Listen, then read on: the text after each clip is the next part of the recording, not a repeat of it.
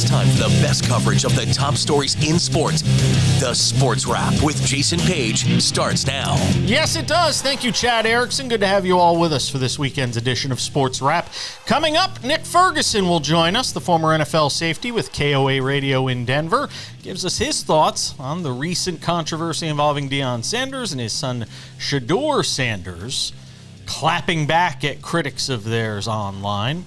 Robert Littal of Black Sports Online will drop by as well, talk about potential PED trouble for Ryan Garcia coming off a big win. But we start things out in the NBA, and of course, if we're going to do that, we got to talk about the Knicks and Pacers. They will meet in the next round of the postseason. Knicks handling the 76ers on Thursday night, Pacers handling the Bucks. My colleague Sam Yarnell and I discussing that right on Sports Wrap this week. As I told you, the Knicks would close out the Philadelphia 76ers, and they did. Because Jalen Brunson is him. He continues to be him. The guy just continues to perform at an insane level. 4 games in this series with 39 or more in double-digit assists for the Knicks, who go into Philadelphia. And by the way, there were still Knicks fans there, Josh Harris. Still Knicks fans there. They were still there. Just so you know. We still found our way in.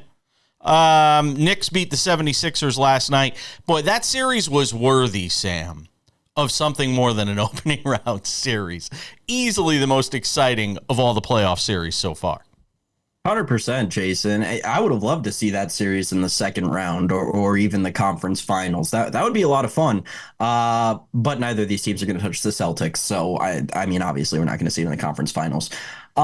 This was incredibly impressive. And, you know, like you said, Jalen Brunson, my God, the dude is a cold-blooded killer at this point. Hitting that shot last night and then looking up at the championship banners hanging that he hung in that barn. that was a cool moment. That was a really cool thing to see. I will say, still concerned for me on the Knicks front. Don't get me wrong, they are a talented basketball team. Dante DiVincenzo played 48 minutes in this game. Josh Hart played 46 minutes in this game. OG played 45 minutes in this game. Tibbs is really, really, really stringing out his starters in the first round.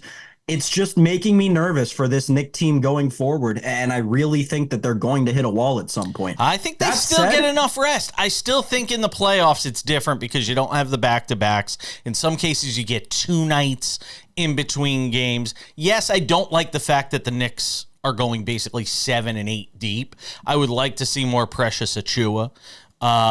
Get him a few minutes out there. But the reality is, Tom Thibodeau is going to go with the horses that got him there throughout this season. And also say this, end of that game last night, Knicks didn't look worse for wear. Knicks didn't look tired. Knicks didn't look like they were running out of gas.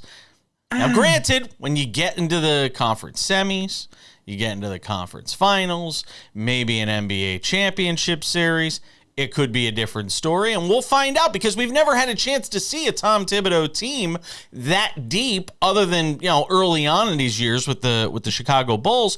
We haven't really had a chance to see what happens, so we're going to find out. I think another thing that just makes me a little nervous is that, like, if the other Eastern Conference series went 7 or like still had games to play, I would feel a lot more confident in being able to get that rest back.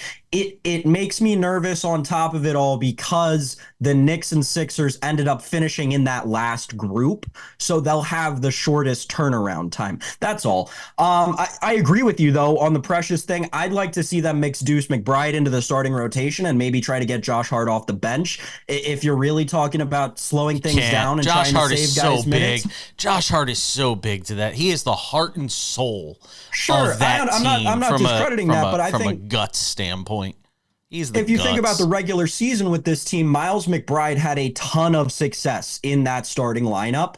And I don't want to say that it's completely fallen off since Tibbs rotated him in off the bench at the beginning of the playoffs. But I think that it's pretty obvious that his production has stepped back a hair. And I think getting into the starting rotation could maybe try and mix that up a little and maybe save a little guy's legs as we get deeper into these playoffs. Knicks and the Pacers get started on Monday. Last I checked, Knicks minus 6.5 in game 1. That feels high. that feels like a bit much. I can't ever bet against the Knicks because my core will not allow me to do that. This program, I am not programmed to do that. There's something written in my coding that will not allow me to do that. I can't do it. It's like me betting against the Nats. Yeah, there you go. Or me betting against the Yankees. I can't do it. So but I would not lay the 6.5. That feels like it's awful high. If I was forced to bet anything on a game where the Knicks are giving 6.5 to the Pacers, I'll take the Pacers plus 6.5. Have you watched this postseason with the Knicks? Right. That's my thing, right? It feels like a missed number because, like, it feels to me off the top of my head, how many games have the Knicks played in this postseason that haven't been 6-point games? I feel like they've played more games that have been 6-point games one way or the other. Yeah, then they haven't played. So I do feel like it's a missed number, but I'm with you. I'm not going to bet it. Quite frankly, I don't have confidence in either of those teams to beat the other one. What's the series number on that? I'm just happening to look right now while I have it in front of me. I didn't plan to actually have it. But I'm sorry. Here it is. Here it is. I got it. I'm prepared. Knicks minus 265. Pacers plus 210. No, I'm not touching that. I do think the Knicks win the series, but but that's way too much. That's wildly high. Like, it might be worth a sprinkle on the Pacers at 2-1. I can't say that series. At 2.6. Yeah, I can't do it. That's incredible. Let's shift gears to boxing and a potential PED problem for Ryan Garcia. Robert Littal of Black Sports Online loves to cover boxing. We'll get his thoughts on that and much more as we continue on SportsWrap. Stay with us.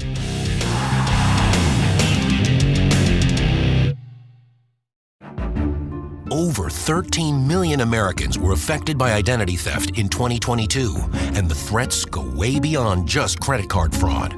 Today's identity thieves can use your information in ways that are easy to miss by just monitoring accounts and credit, like opening loans, transferring home titles, even committing crimes. Someone got my social security number, made a driver's license, and it was used for criminal activity. You can do so much with a social security number that I didn't know could happen. They drained my bank account. It was terrifying. You're even more vulnerable than you realize. Your information is exposed through online shopping, banking, even corporate data breaches. No wonder there's a new victim of identity theft every 3 seconds.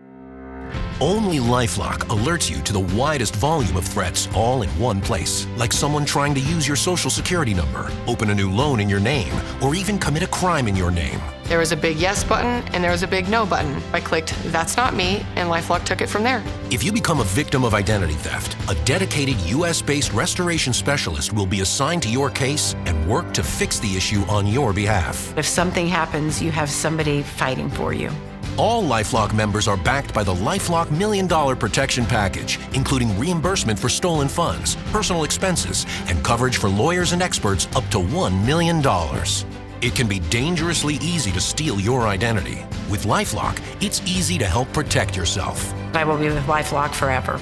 Join the millions of people already protected by LifeLock. And for a limited time, save 25% on your first year with promo code 25TV. All plans include a 60-day money-back guarantee. Call 800-710-7531 or visit lifelock.com/25TV to save 25% on your first year of identity theft protection. Enroll now.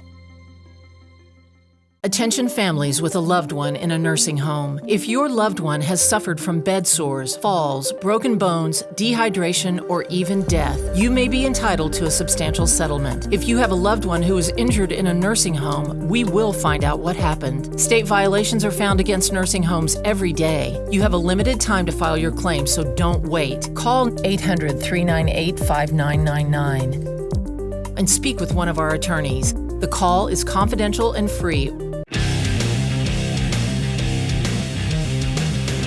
Welcome back to the show. Ryan Garcia, big story this week.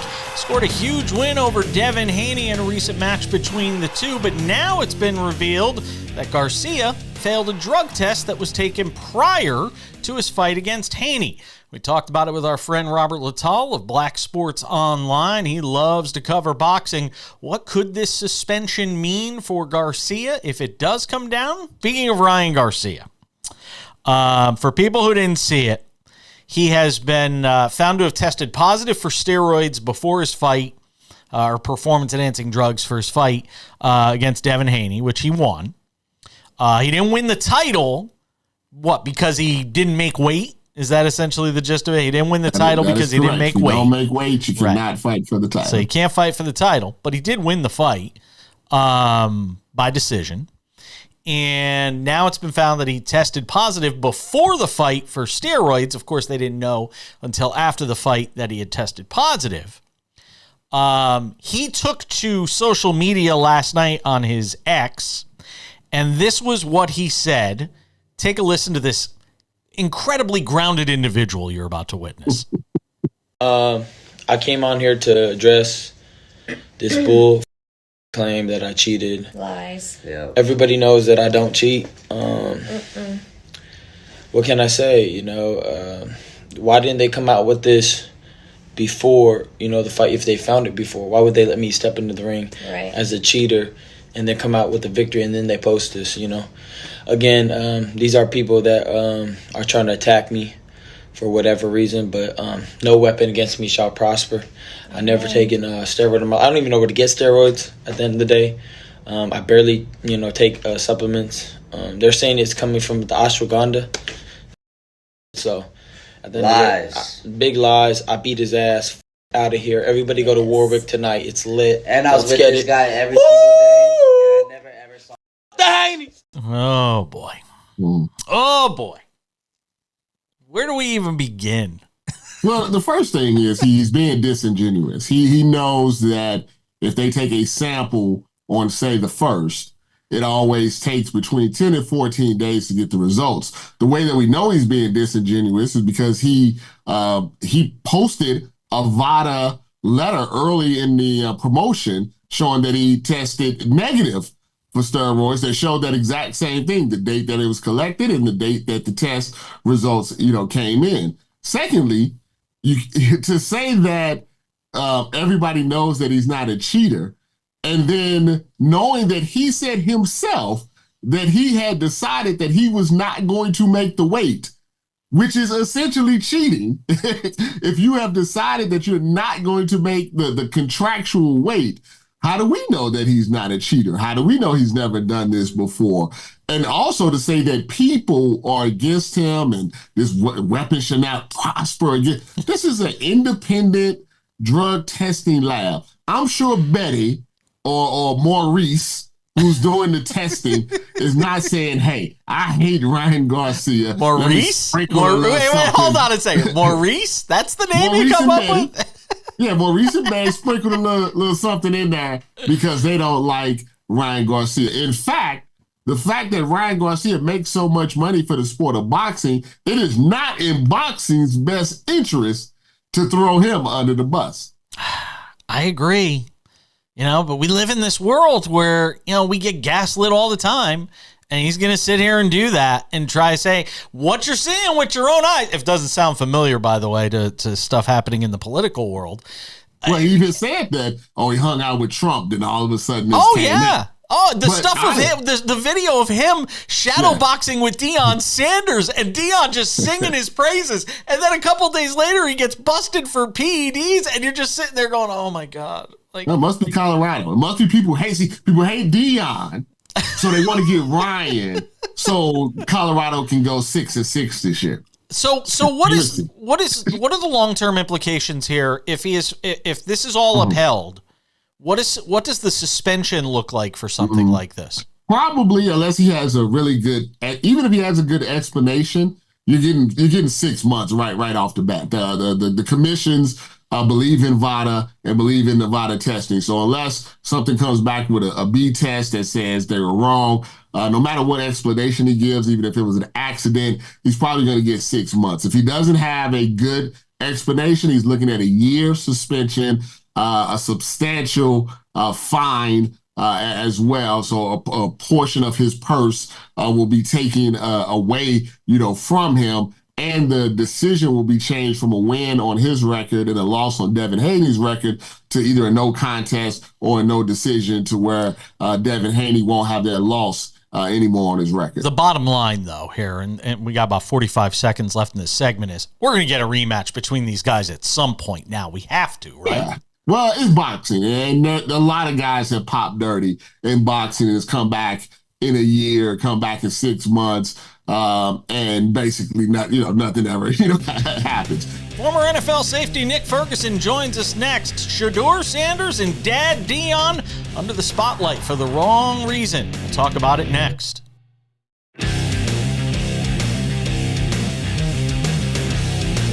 I want to bring on our man, Nick Ferguson, who does a terrific job.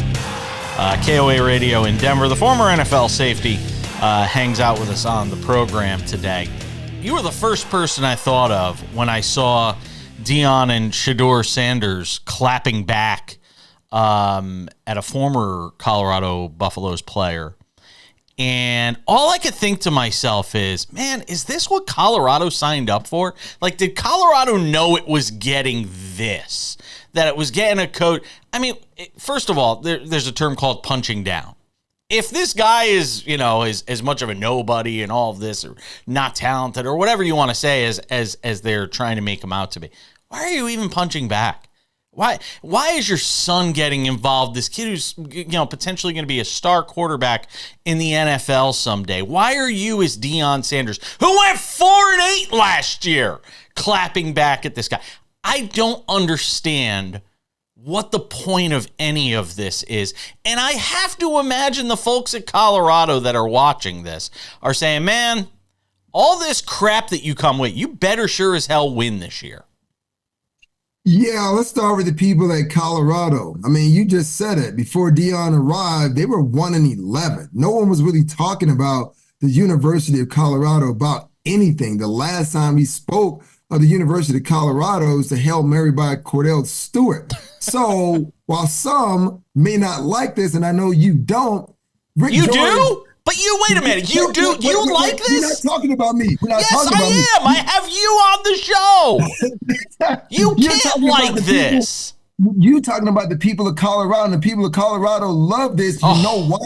Because you're constantly getting content. People are talking about a team that was 4-8. You want 3 more games than the previous coach. It's low rent. It is not befitting. It's not befitting of a college institution. It's not befitting of something that wants to consider itself a world-class institution. Come on. Wait. You've been in this media business for a while. Yes. And we both heard the same thing. Even bad publicity is good publicity. And we know that Deion and his sons have done an excellent job of using both good and bad publicity to push things ahead. Now, let's get back to the idea of Shadeur and Coach Prime. Now, I don't like the fact that Shadeur even responded, because when you are doing well and you're on the top of the mountain, people are going to come for you. And based on the level of branding and, I guess, social media content, that puts Shadeur, CU, and his father in a whole echelon opposed to some of the other programs. So what we're seeing playing out are things that typically happen in college programs. The only thing is, social media now is really navigating that path, because when I was in college, things like this would happen all the time. Guys would transfer, there'd be words exchanged, but it just would take place within the organization. And I'll say this, remember Kim Mulkey, right? In that big article, I don't know, it was Washington Post or whoever was supposed to come out, where they had players saying that they're going to bash her because how she treated them. It happens in athletic sports. But because we live in a modern day of technology with social media, more of it is out there. Now, for Shadeur Sanders, for a guy like you said, who is going to be perceived as being a top pick in next year's draft, he should have not said a thing, because teams take every little detail. There's no way an NFL team likes seeing this stuff. It's a maturity issue. Right. So this is where I don't think he should have done this. But we still live in a world where there is hot back. I got to get my get back. You said something to me, so I'm coming after you. And then Deion Sanders, when he was talking, I think maybe to a father, say, hey, my son's going to be a top pick. Where's your son going to be? Right? It's just like, whoa, hey, look, man, even if you feel that way, let's not do that. Right? Let's not do that. Let's try to keep it civilized. But just like I know, JP, let's not act as we don't know. But this is what happens when you get people feuding against one another. Like there was something with Kamani McClain, who was a prize selection by Deion Sanders. He stole him from the University of Miami. And Kamani McClain was one of the top prospects coming out. He didn't live up to expectations because he didn't really go to class. He didn't work as hard. So Coach Prime has a problem with that, because you see a guy with a lot of ability who's not living up to it. So Coach Prime is not one of these coaches that he's going to bite his tongue. He was never that guy. So he's going to say what he's going to say. And now we have several players jumping into the portal. I think like 14 guys are jumping into the portal. But Prime is like, look, man, we good. Because guess what?